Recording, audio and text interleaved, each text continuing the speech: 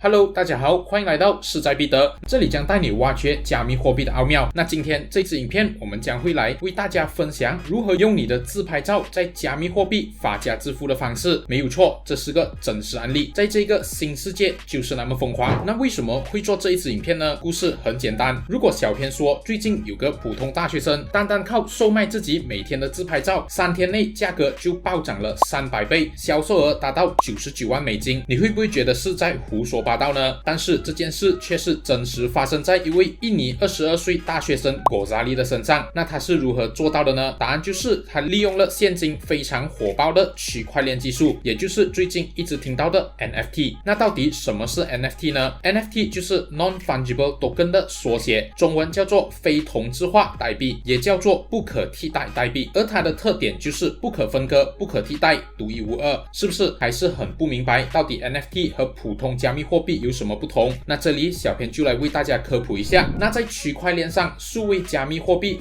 就被分为原生币 coin 和代币 token 两大类，而原生币就是大家熟悉的比特币、以太币等等，而这一些货币就会在自己的主链使用链上的交易来维护账本，而后者代币 token 则是将会依附在现有的区块链上，使用智能合约来进行账本的记录，就比如说依附在以太坊上发布的 token 一样。那代币之中又可分为同质化和非同质化两种。那我们先来说同质化代币 Fungible Token， 也就是互相可替代、可接近无限拆分的 token。就比如说你手里的一个比特币与我手里的一个比特币一样，本质上没有任何区别。我们还可以把它分成更小的单位来进行交易，比如说 0.1 个比特币，而且我们也不需要去纠结第一个持有比特币的人是谁，这就是同质化代币的性质。而非同质化代币 Non-Fungible Token 则是独特唯一、不可拆分的 token， 比如说人们不会把名人画像撕成几份去交易，而这就是 NFT 某种意义上相当于带有编号的货币，因为这个世界上不会有2张编码一样的货币，也不会有2个完全一样的 NFT。 因此相较于 NFT 的关键创新之处在于提供了一种标志性原生数位资产所有权的方式，而且 NFT 的所有权是去中心化、不可篡改的。但是 NFT 的所有权并不会阻止其他人去阅读它，因为 NFT 并不会把资讯藏起来，而是只会捕捉资讯，然后把这个资讯记录在链上，让大家发现它所有其他资讯的关系和价值。同时由于 NFT 的非同质化和不可拆分的特性，也使得它可以和现实世界中的一些商品绑定，也就是发行在区块链上的数位资产。这个资产可以是游戏道具、数位艺术品、门票等等，并且具有独特唯一性和不可复制性。那大致上了解了 NFT 之后，我们也来了解 NFT 的起源。那 NFT 第一次受瞩目是由2017年以太坊中一个叫 CryptoPunks 的像素头像项目。那这一个头像并不是开发者一个一个去描画出来的，而是通过编码 programming 自动生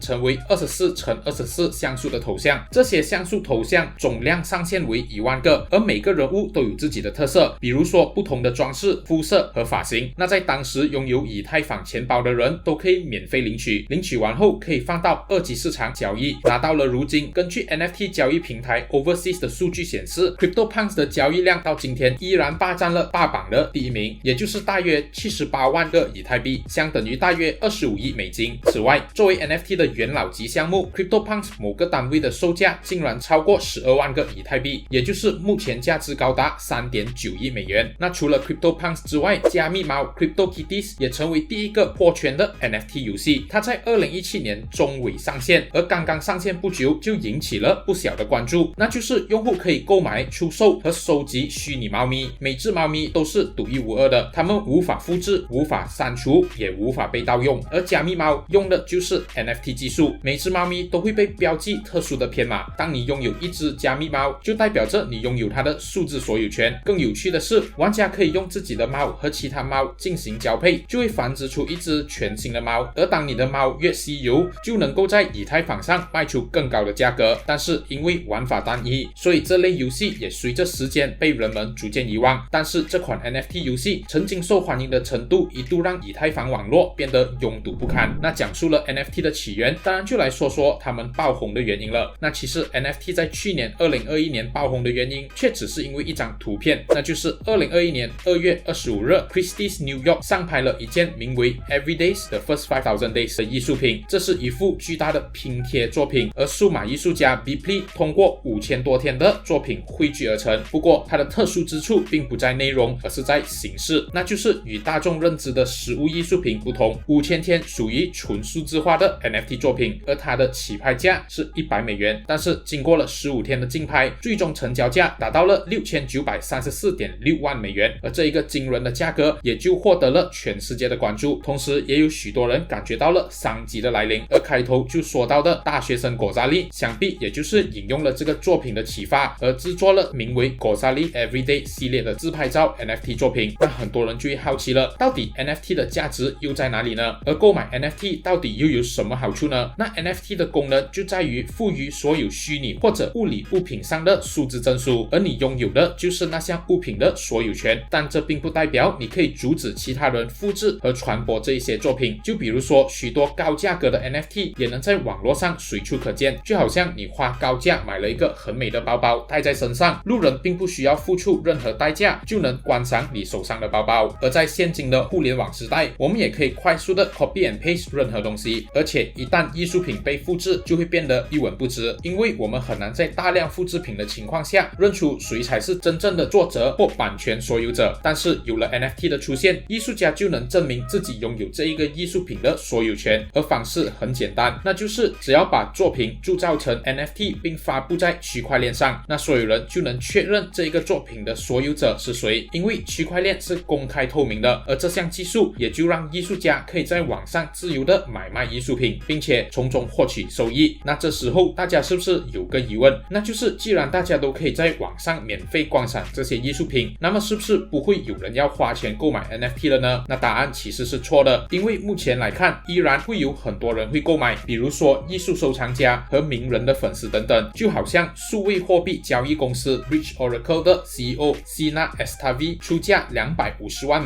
买下推特执行长 Jack Dorsey 在2006年发布的首条5个英文字的推文，或者说周杰伦旗下品牌在今年制作的1万只 Fanta Bear 幻影熊，而直至2022年1月17日2个星期内就已经成功售出了5300只，交易量达到25.9万个以太币，也就是大约8300多万美金。那目前都是一直在和大家说关于 NFT 如何赚钱，当然 NFT 也会存在着风险。那我们就来看看，首先要知道，对于一个新技术来说，想要进来投机赚快钱的人也非常多。如果你是短期投机者，一开始你投入了一笔钱购买某件 NFT， 一旦没有人给出更高的价格购买你的 NFT， 最终它也会变得没有价值。这是因为你购买后拥有的并不是一张图片或者是一首歌曲，而只是一个储存在区块链独一无二的数据证明罢了。而现在的 NFT 主要是基于以太坊网络进行发行、交易和流转，但是因为以太坊网络拥堵、手续费高，制约了 NFT 进一步的发展。虽然其他的区块链，比如说 Solana 和 Cardano 也有发行自己的 NFT， 但是很快也形成泡沫，剩下的依然只有以太坊，因为目前以太坊的安全性还是相对来说比较高的。另外一个原因是 NFT 与其他代币不同，它并不能通过跨链来转移资产，因此一个区块链的 NFT 市场将取决于自己的社区发展，而一旦失去了需求量 demand， 你手中的 NFT 可能就会变成一个废物代币。那到底要如何才能在 NFT 领域挖掘出优质的项目呢？如果我们看当前的 NFT 覆盖了收藏品、游戏、艺术等等，都只是这个市场的几个组成部分，但是不能庞统的对整个领域下判断，反而应该对具体的问题具体分析。那这里小编就整合通过以下几个重要的指标，让你快速在这个庞大的市场上寻找优质的 NFT 项目。首先就是项目团队的信息，如果一个 NFT 游戏的创始人有区块链从业经验，并且有游戏从业经验，那说明这是个很有潜力的团队。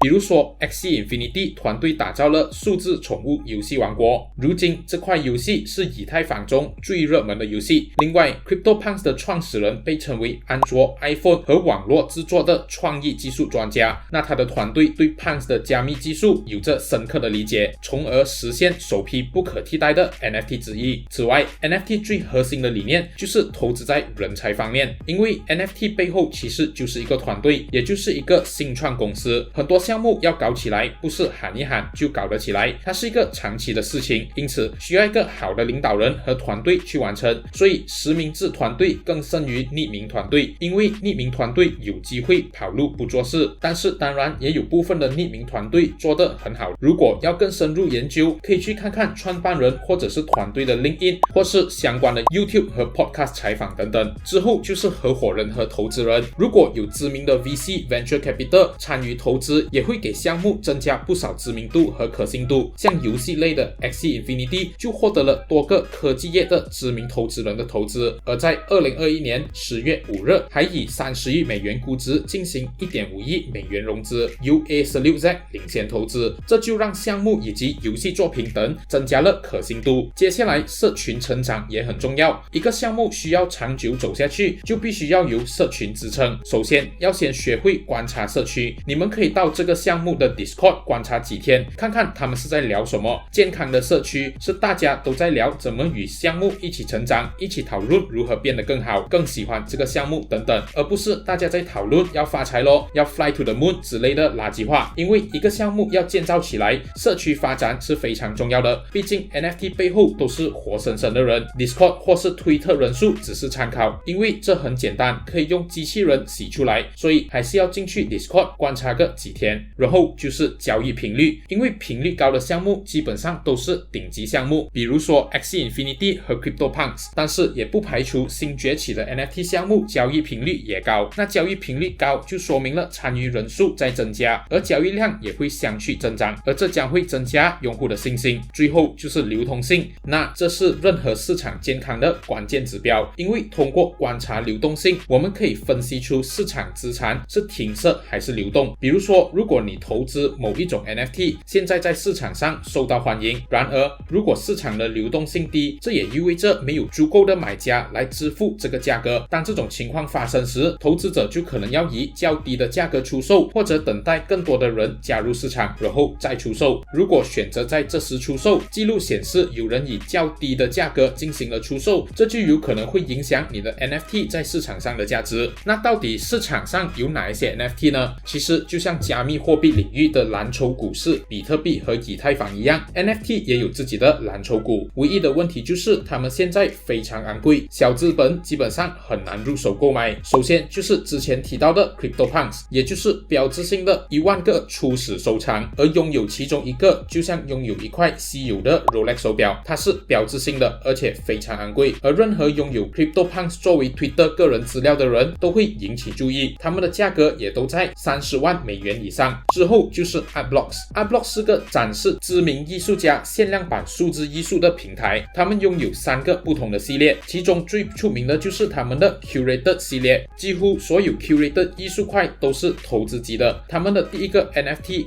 Chromie Squiggle 价格是4万美元，然后就是 Bored Ape Yacht Club， 这是一个通过路线图、会员社区和其他特权将 CryptoPunk 模型更进一步的项目，而他们的社群发展的也非常健康，不过目前也非常昂贵，价格为一个 Ape 是15万美元以上，一只 Mutant Ape 是2万美元以上，而一只 Ape Dog Companion 是1万美元以上。之后还有 Cool Cats， 而这是一个蓝筹猫系列，带有超可爱的艺术品，让人联想到 Hello Kitty， 基本上价格都是4万美元。最后就是 Currency by Damien Hirst， 由世界著名艺术家 Damien Hirst 发布了一个名为 Currency 的旗舰 NFT 系列，这是传统艺术家闯入 NFT 的第一个大例子，而且他长期都做得很好，基本上价格都是2万美元以上。那至于之前提到周杰伦旗下的 FantaBear 幻影熊，它有可能成为亚洲区的 NFT 蓝筹，而且拥有非常大的潜力，这是因为短不到1个月的时间，1万只熊就已经卖掉超过一半，证明 FantaBear 受到非常大的关注，所以需求量也将会非常高。那最后总结一下， NFT 在2021年是受到前所未有的关注，而且销售额也是令人瞠目结舌。至于 NFT 作为一种资产类别，要证明他们的盈利能力和可持续性，其实还有很长的路要走。但是随着数字原生态的崛起和另类投资需求的不断增长，细分化的 NFT 有可能将会成为未来10年的投资黑马。那如果想要知道什么是细分化 NFT， 请在留言区打上 NFT。 那如果想要知道更多有潜力的项目，可以点击链接加入我们的 Discord 社群，我们将会在里面分享更多像是 NFT 等区块链的知识哦。那荧幕前的你们觉得 NFT 会是未来的趋势吗？觉得会的的请在留言区打上1，觉得不会的请打上2，并分享您的高见哦。那影片的最后也要告诉大家，主观是自由的，你的投资也是，自我判断能力很重要，请大家三思而后行。喜欢的朋友们记得把这支影片分享给你身边的人一起学习，下期更精彩，请敬请期待。谢谢大家的收看。